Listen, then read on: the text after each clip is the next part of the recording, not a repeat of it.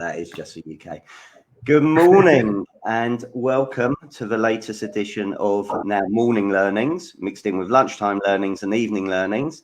Delighted to be joined by James Williams, who is a coach in Australia, in Adelaide. So thanks very much for joining me. Incredibly grateful. I know you've had a really busy day there. It's most probably, what time of day is it? It's 6 o'clock, almost on the dot. So yeah, it's the evening learnings here. And a nice sunny day to make everybody jealous as it's pitch black in the UK. It is just how it looks in Neighbours. It's 29 and sunny. So right, that's enough of that. That's terrible. Morning, no, Stephen. I was going to say thank you very much, mate. It's a pleasure to be here. No, I mean, you've come highly recommended from James Trimble. So thank you, James. Really grateful for the introduction. So James, tell us a little bit about yourself, how you got into a estate agency and how you got into coaching. Morning, Jeremy.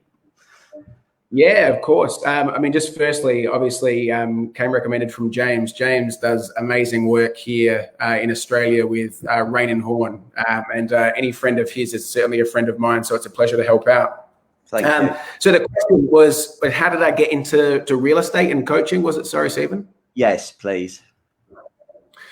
Yeah, it's I'll give you the short version because it can be a very, very long story. But I came out of school and got into, I sort of gave up on university as it wasn't tickling my fancy. And I got a job in sort of direct door-to-door sales, selling Foxtel, which is like cable television.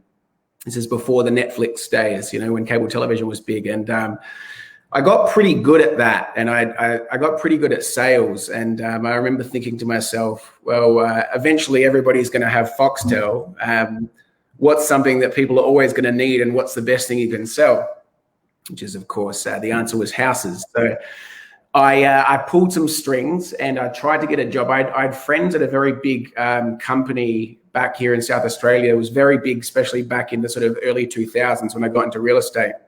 And I pulled some strings to get a job, and they wouldn't hire me. I think I had about 3 or 4 interviews, and I kept getting pushed back. And I kept calling until eventually, I quote this, I didn't say these words, so I should be held accountable. But I think I was told by a female, said, "We've got a job for you, but you've got to wear a skirt."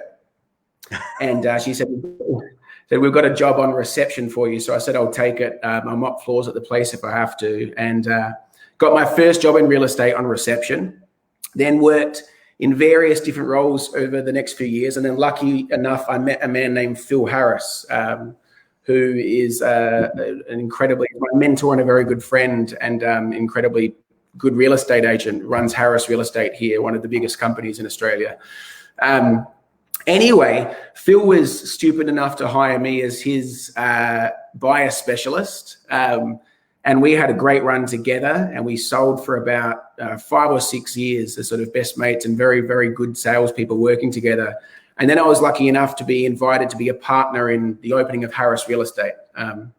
So that was the short of it. I could go into a lot more detail, but after doing all of this, I started training a lot of the agents and mentoring a lot of the younger agents at Harris Real Estate, and discovered that I had a huge passion for training and coaching, probably even more so than selling houses. And I opened my own business, James Williams Coaching, 6.5 or 7 years ago now. And it's been a good ride ever since. Brilliant. So welcome. And let's just welcome some people that have joined this morning. So Mr. Tyler, good morning from Billericay. Luke, good morning from Leicester. Happy birthday, Luke. Got a good singing voice, James?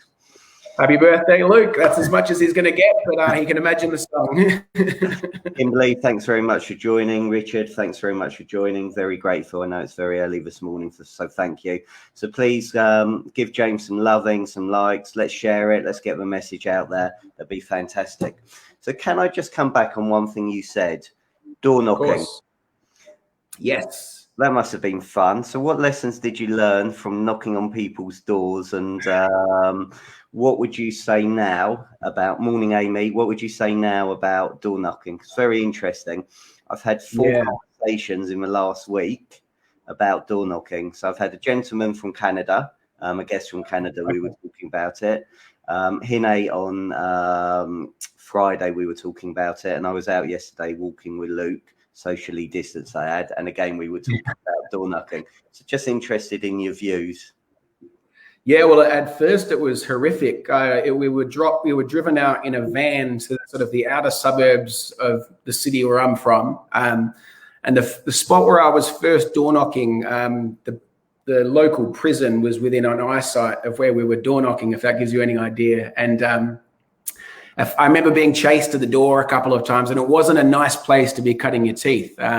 However, you know, I'm a big believer that if you can knock on somebody's door in direct sales and, you know, and close a deal of something they had no idea was even knocking on their door, they weren't expecting it, they had no necessarily need or desire for it, and you can close them to a 24-month contract to cable television, you're picking up some pretty good skills. And I'm also a big believer, and I say this with so much love and respect to the real estate industry, but I think the real estate industry, especially in Australia, there are so many real estate agents, but there are, you know, not that many of them are highly trained salespeople that possess the sales skills necessary to enjoy a large level of success. And I think you can learn that door knocking.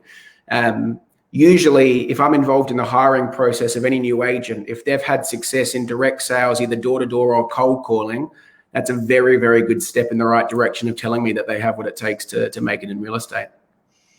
So you touched on sales skills. So obviously Yes. you train a lot of agents in Australia. What other sales skills that you've seen from high performers out there that really work? I think first of all, and you'll hear me mention this a lot, is just having the belief system and mentality of sweating in practice so you don't bleed in battle. And what I mean by that is being prepared to work in the training room, on your scripts, on your dialogues, on your listing appointment, on your prospecting calls. Being prepared to put the two things, the ego aside, where you'll actually start recording your own phone calls and listing appointments and reviewing them, but also being prepared to sweat it out with your colleagues and be a little bit embarrassed in front of each other so you can fine tune your skills. So when you go in front of your clients, you're not making, you know, $10,000 or $20,000 mistakes. But I also, in my career as a coach, it probably wasn't till about 2 years in that I started really obsessing over sales skills. And I almost separated that from real estate training because it's not something that was heavily focused on, I don't think. And what I mean when I say sales skills is, you know, the art of closing, the art of handling objections, and really fine-tuning skills which are universal across any industry. But I think that certainly in Australia, sometimes overlooked in regards to training. But when you harness these skills, you can be much more effective on the phone, you can be much more effective face-to-face, and you can make a lot more money. Okay. So can I ask you a quick question? Certainly. I'm guessing you're going to ask me a few. Just as you pick it your glass up, your cup of tea up, have you got a card on you, a debit card on you? I don't, unfortunately. It's all we're all lazy. It's all on my phone here, unfortunately. That's good.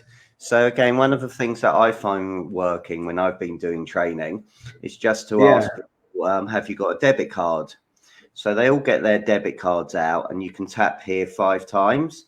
Which 45 times, it's about £225. And then I say to people, why have you put your debit card out on the table and you're flying it around? And they said, well, because you've asked me. So I said, you asked me to. That's great.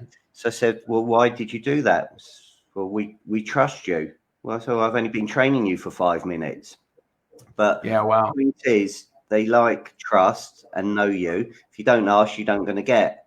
The best result I've had was I collected £11,000 off a training course for everybody doing it. It's amazing what you do just by asking. Wow. By the way, I don't advise asking your vendors or your landlords to put their card on the table. Yeah.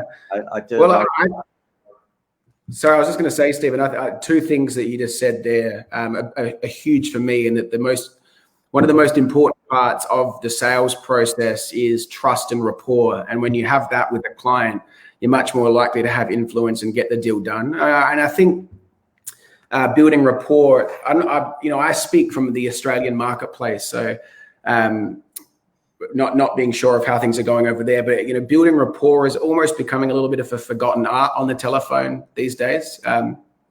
People ask how people are without actually caring. They go, Stephen, how are you? Yeah, I'm good. How are you? And nobody responded, cared, and no rapport was built. So I think that's a huge one. And the other one was said, you don't know unless you ask. And from my experience with real estate agents here in Australia, I think that, a large percentage of them don't ask. They don't actually close. They wait to be closed by the buyer who says, can I put in an offer? Or the vendor who says, hey, we're ready to go with you. How do we get the ball rolling? They actually walk into a listing appointment, spend an hour and a half talking about selling someone's house, and then they walk out without even asking for the business, which is absolutely crazy and insane in my mind. So best closes, best asks. So James, thanks very much for coming today. It's been lovely. Yeah. I like to instruct you today. Morning, Andy Overman. Sorry, repeat that. So you've just been round to my property. Okay. Yes. You've been there an hour and a half. I've listened to you. How are you after the business? What's the lines that work for you? So I think the most important things is, first of all, if you're talking about a listing appointment, I don't call it closing, I call it opening, because you're opening a relationship. You're not actually closing a deal, right? But I think you've got to be focused very heavily on satisfying somebody's needs, because if you can satisfy someone's needs, they're going to be comfortable going with you. This isn't closing them to a 24-month contract of, pay television like I was doing, 20 years ago, whatever it was. This is, being trusted with their biggest asset. So focusing on satisfying their needs. So at the beginning of a listing appointment, I'll build an agenda based on what you tell me your needs are. And at the end of that appointment, I'll go through and I will, like any good story has a beginning, middle, and an end. I will go through and summarize that one by one, making sure that you're comfortable. Once I've done that, it's usually what my rules are for closing: keep it calm, keep it confident, and keep it casual. So your job as an agent is to transfer certainty, and any uncertainty that you transfer to a potential client, whether it's a buyer or a vendor, could stop the deal from going ahead. So you're calm. You keep it confident in your word choice, but you also keep it casual. So you avoid things like signing and paperwork. So to answer your question directly, something along the lines of, depending on the scenario, Stephen, when we caught up today, we outlined a few main areas that you wanted to talk about. The good news is I think we've ticked them all off, but let's just go through and make sure. So the first thing was price. And I'll go through and summarize everything that we spoke about in that and make sure that I get does that all make sense now? And you'll say yes, and I'll physically tick it off the agenda. Once I've gone through and I've ticked everything off, depending on the scenario, approaching it with a 3-question close, which is, Stephen, has anything else come up over the last 45 minutes or so? Has anything else come up that's on your mind that you're unsure of? Any questions, any concerns whatsoever? Now, that question is very sincere, because I want to know if there are any objections, because if there are, they're going to stop me from getting the deal. So that one's sincere. I want to find out the answer to that. And if there is, I'll add it to the list and we will talk about it and we will tick it off. If there isn't, though, if I say, has anything else come up, and you say no, I'm saying, cool, are you sure? Which obviously you are. You've just said it. I'm just being polite. Then, and then once they say, yeah, we're sure, I'll say, any questions for me as your agent? Which you can probably hear a cheeky little approach there. Any questions for me as your agent? And if they say no to that, it's very much of a process of, okay, well, Stephen, let's get the ball rolling and get this property sold, which is avoiding the biggest mistakes of yes or no questions, but it's also keeping it calm, confident, and casual with an assumptive close, which doesn't present them the option of saying no. Okay, brilliant. Thank you. Love all of that. So can I come back? I do have an objection. Your fees are too high. So I've got the agent down the road. You're at 2%. They're at 1%. They tell me they're doing exactly the same thing.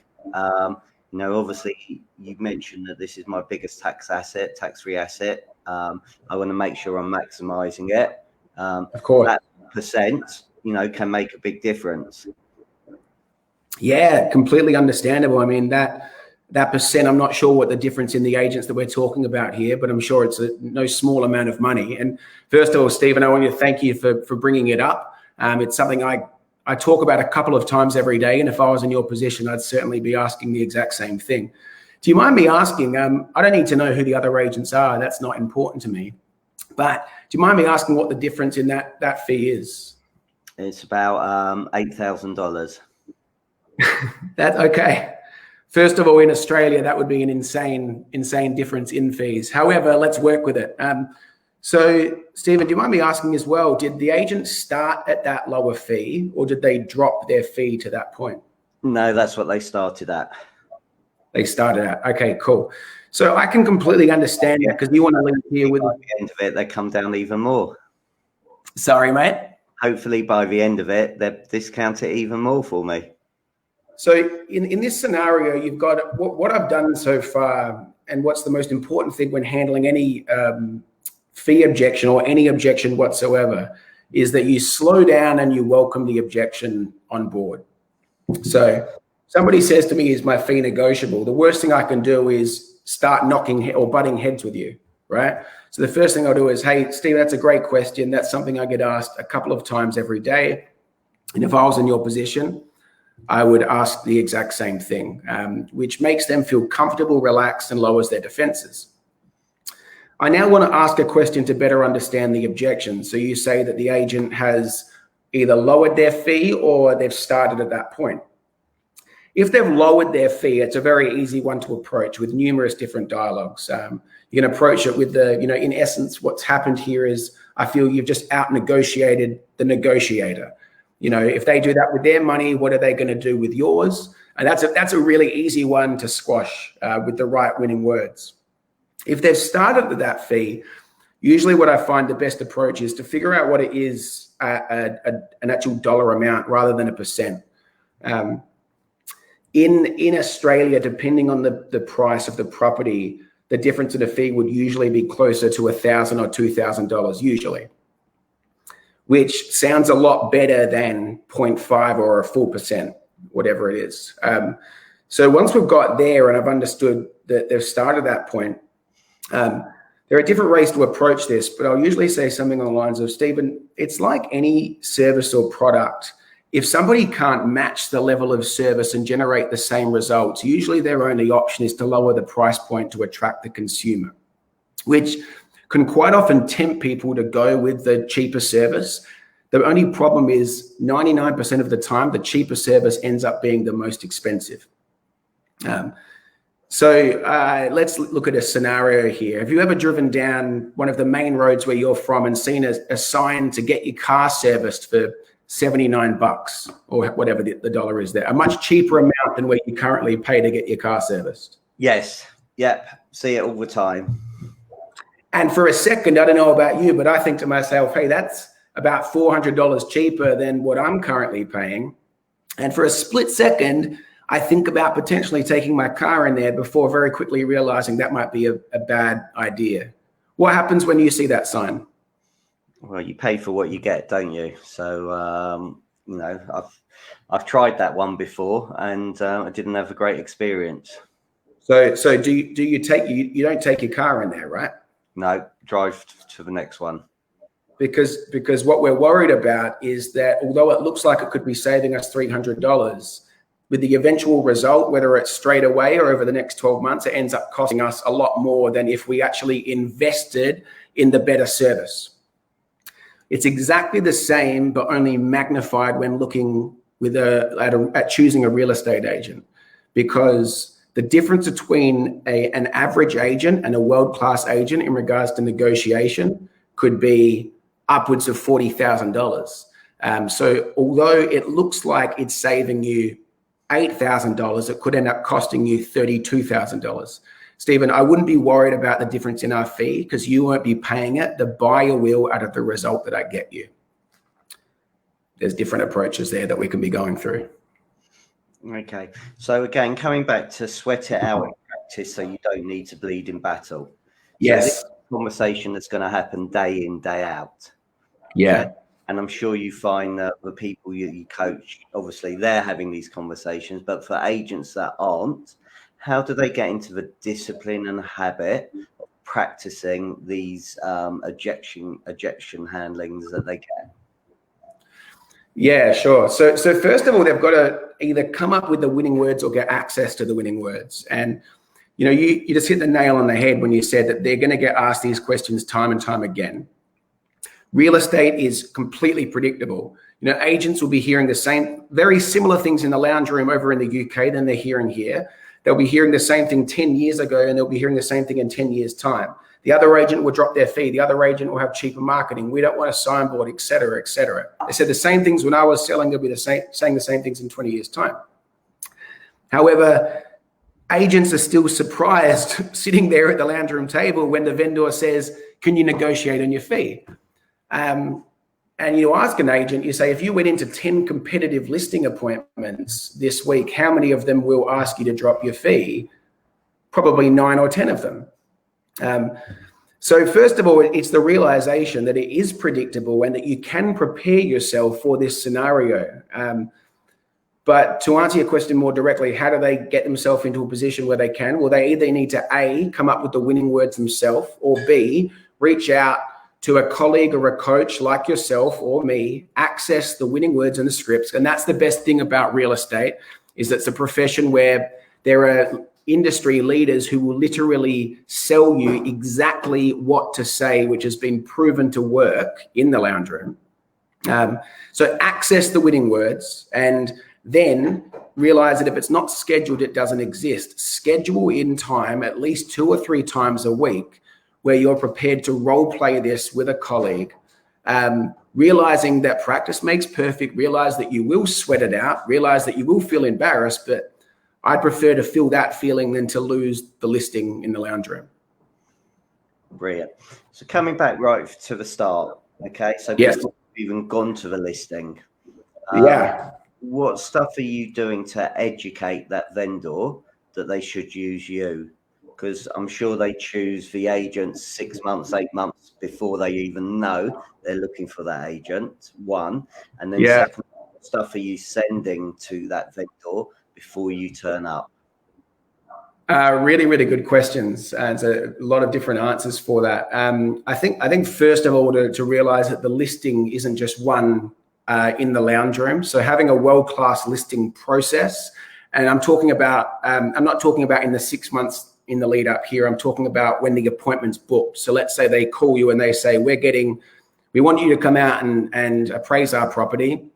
We're getting 2 other agents out.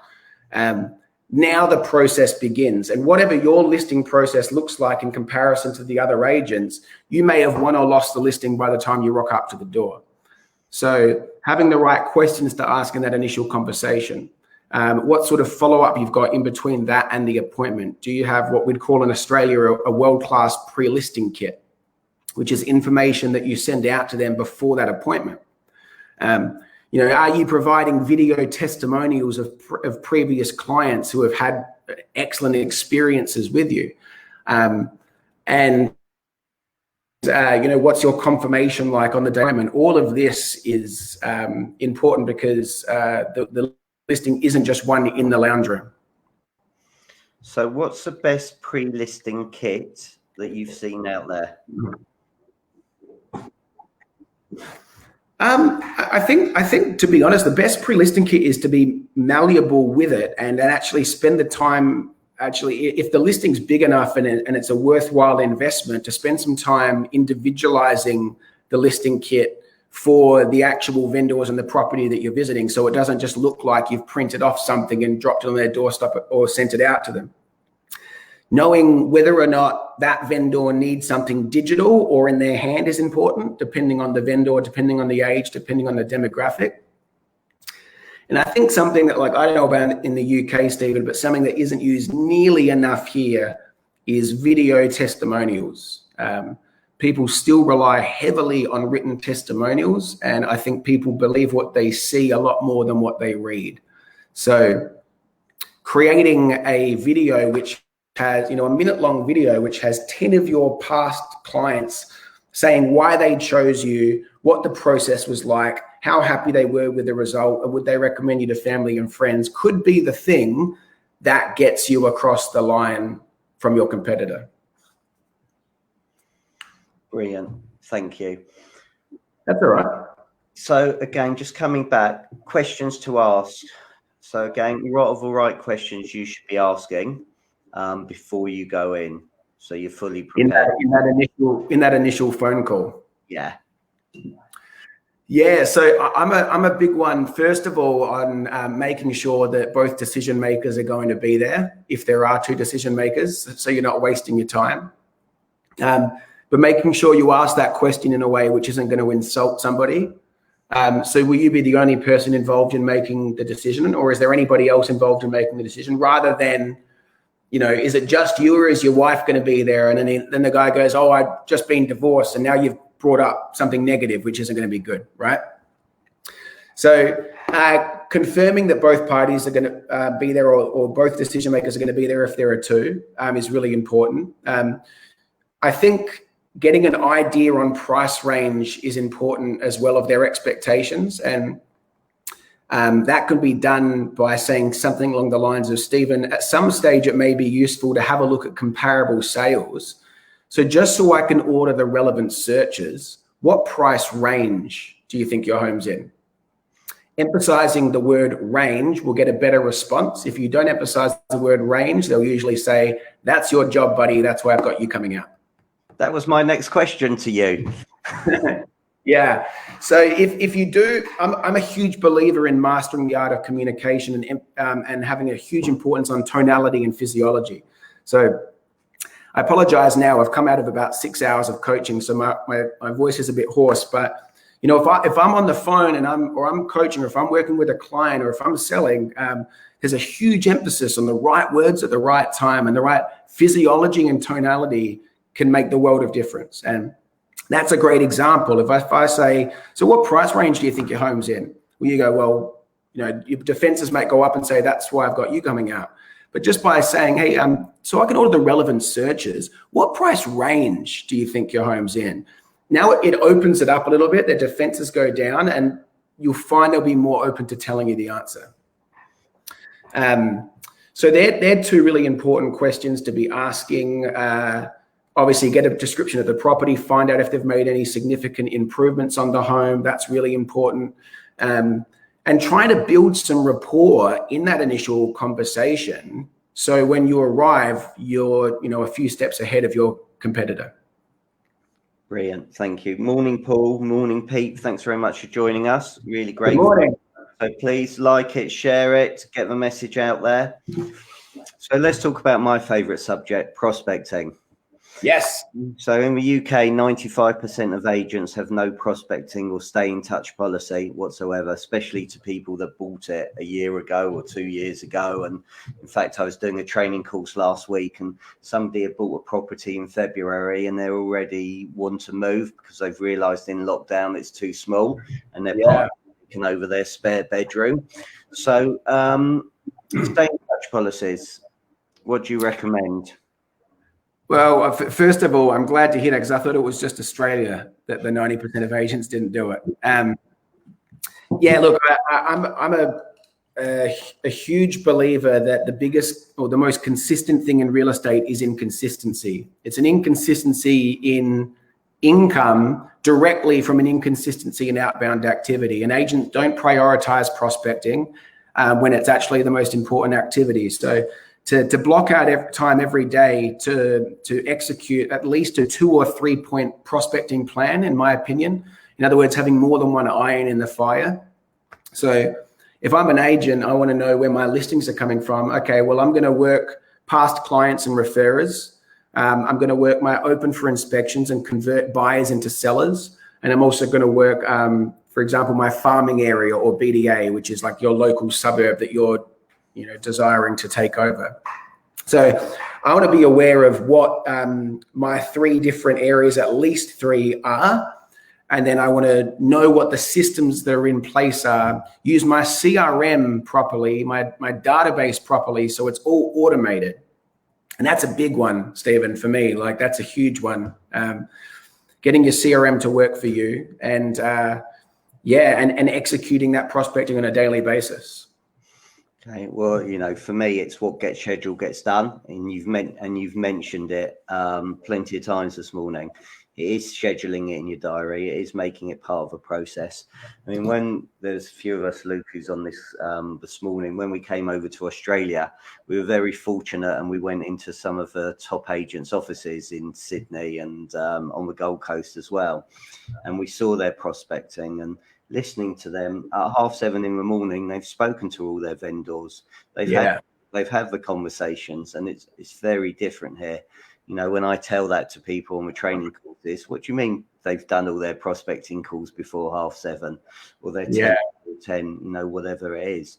But for me, people just make excuses. They say, I'll do it later in the day, and then something happens and they don't do it. It's going to have a big impact in what's going to happen to their business in the next 90 days if they're not doing it today. But that's the problem, isn't it? It doesn't hurt them today. It hurts them in 90 days. And that's why they can, excuse themselves from the activity. I think that's one of the biggest issues. If it hurt them tomorrow, maybe they would have more impact. But, if you study the success of the leading agents across the world, you will find that the majority of them consistently prospect. They prioritize it. They block out time every single morning to execute the activity. So there's first of all that, making sure that you're consistently prospecting. And then from a coaching perspective, once I've got an agent doing that, and there's so many areas involved in that because most of it comes back to issues with self-discipline. And I'll work on building morning routines with agents that build the self-discipline to execute the prospecting early.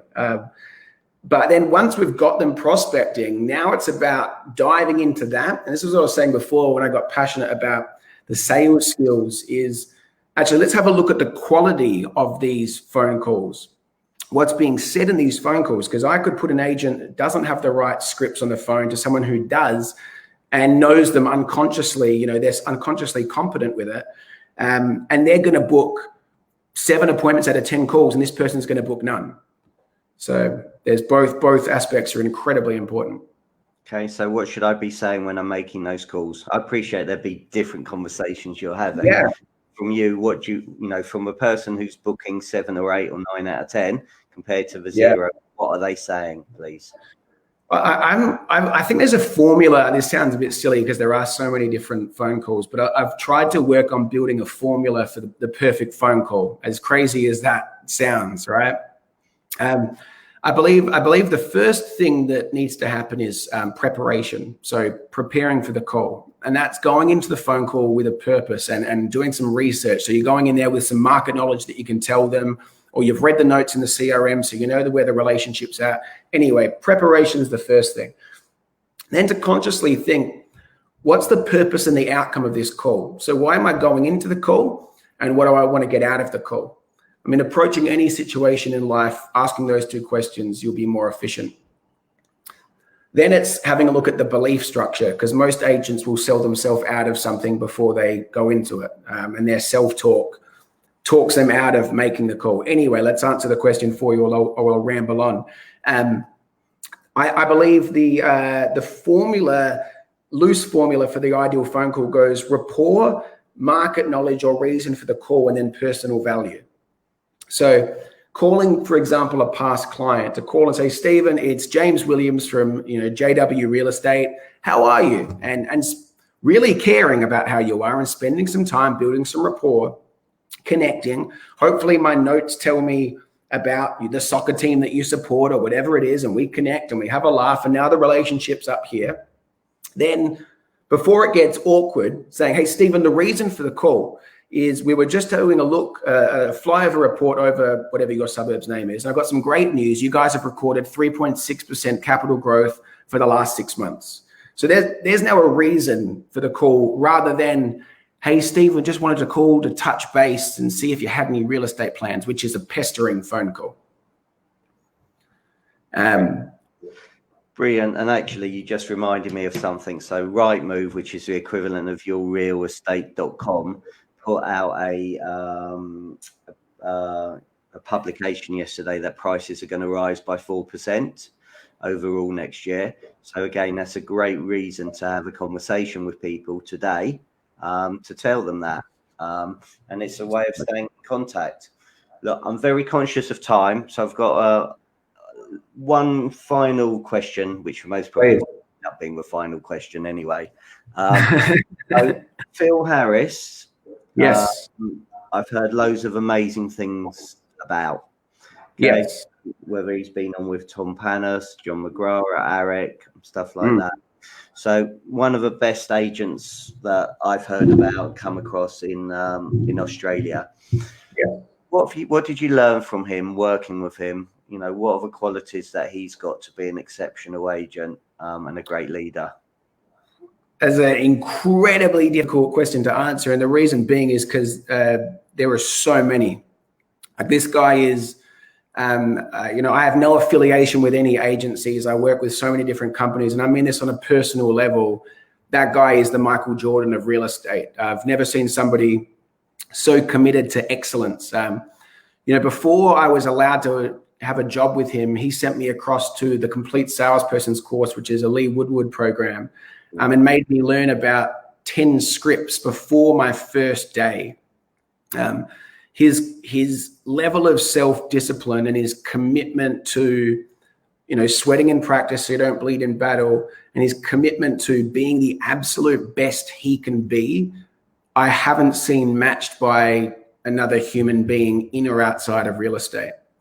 And is certainly a large reason, not just for the actual steps that, I managed to go on with him, but his inspiration of that is a large reason of who I am personally and professionally today. So it's a tough one to give you the answer to, but he is committed to being absolutely excellent in all facets of his life, whether it's as a father, as a real estate agent, his physical fitness, as a mentor and a leader.